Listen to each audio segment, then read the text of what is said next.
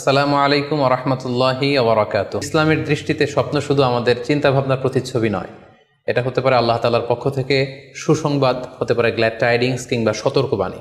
স্বপ্ন হচ্ছে নবুয়তের সূচনা।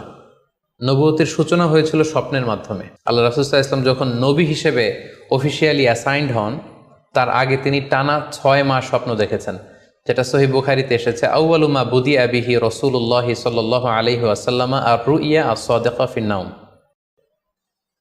ফাকানা লা ইয়ারা রুইয়া ইল্লা জাআত মিসলা ফালাকিস সুবহি। আর রাতে স্বপ্নে রাসূল সাল্লাল্লাহু আলাইহি ওয়াসাল্লাম যা দেখতেন, দিনের বেলা সেটা প্রভাতের সূর্য কিরণের ন্যায় রাসূল সাল্লাল্লাহু আলাইহি ওয়াসাল্লামের কাছে সুস্পষ্ট হয়ে যেত। অর্থাৎ যা তিনি রাতে দেখতেন স্বপ্নে, দিনের বেলা সেটাই হুবহু ঘটে যেত।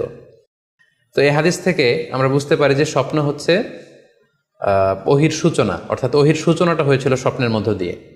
পাশাপাশি আমরা জানি যে ইব্রাহিম আলাইহিস সালাম উনি স্বপ্নে দেখেছিলেন যে উনি ওনার কলিজার টুকরো সন্তান ইসমাঈল আলাইহিস সালামকে জবাই করছেন, যেটা সূরাতুস সাফফাতের 102 নম্বর আয়াতে আল্লাহ তাআলা আমাদেরকে বলছেন। ইব্রাহিম আলাইহিস সালাম বলেছিলেন, ইয়া বুনাইয়া ইন্নী আরা ফিল মানামি আন্নী আযবাহুক ফানজুর মাযা তারা। অর্থাৎ, হে আমার সন্তান ইসমাঈল, আমি স্বপ্নে দেখেছি যে আমি তোমাকে জবাই করছি, এখন তোমার অভিমত কি, তোমার অপিনিয়ন কি? সাইয়েদনা ইসমাঈল আলাইহিস সালাম বলেছিলেন, ইফআল মা তুমার সাতাজিদুনি ইনশাআল্লাহু মিনাস সাবিরিন। মানে বাবা, আপনি স্বপ্নে যা দেখেছেন আপনি সেটাই করেন, আপনি আমাকে ধৈর্যশীলদের অন্তর্ভুক্ত পাবেন। ছেলের এই মন্তব্য শুনে সাইয়েদনা ইব্রাহিম আলাইহিস সালাম একটি ধারালো ছুরি নিয়ে সাইয়েদনা ইসমাঈল আলাইহিস সালামকে শুইয়ে দিয়ে জবাই করতে শুরু করলেন। তো এই ঘটনা থেকে বোঝা যায় নবীদের স্বপ্ন এটা সাধারণ কোনো স্বপ্ন নয়, এটা ওহির অন্তর্ভুক্ত। নবীদের স্বপ্ন যদি নিছক স্বপ্নই হতো, তাহলে একটা স্বপ্নের উপর ভিত্তি করে সাইয়েদনা ইব্রাহিম আলাইহিস সালাম ওনার সন্তানকে জবাই করার জন্য উদ্যত হতেন না। তার মানে বোঝা গেল নবীদের স্বপ্ন হচ্ছে এটা মিন ওয়াহিল্লাহ, এটা আল্লাহ তাআলার পক্ষ থেকে নবীদের প্রতি ওয়াহি। পাশাপাশি আল্লাহ রাসূল সাল্লাল্লাহু আলাইহি ওয়াসাল্লাম যখন মক্কার কাফিরদের দ্বারা অত্যাচারিত হয়ে মদিনায় হিজরত করেছিলেন, মদিনায় যাওয়ার প্রায় 6 বছর পরে 6ষ্ঠ হিজরিতে তিনি স্বপ্ন দেখলেন যে তিনি আবার মক্কায় ফিরে গিয়েছেন।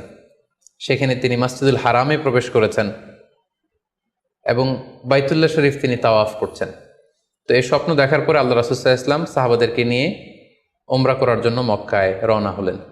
এটাই প্রমাণ করে যে স্বপ্ন যদি নবীদের জন্য নিছক স্বপ্ন হতো, তাহলে এই ঝুঁকি, এই রিস্ক আল্লাহ রাসূল সাল্লাল্লাহু আলাইহি ওয়াসাল্লাম নিতেন না।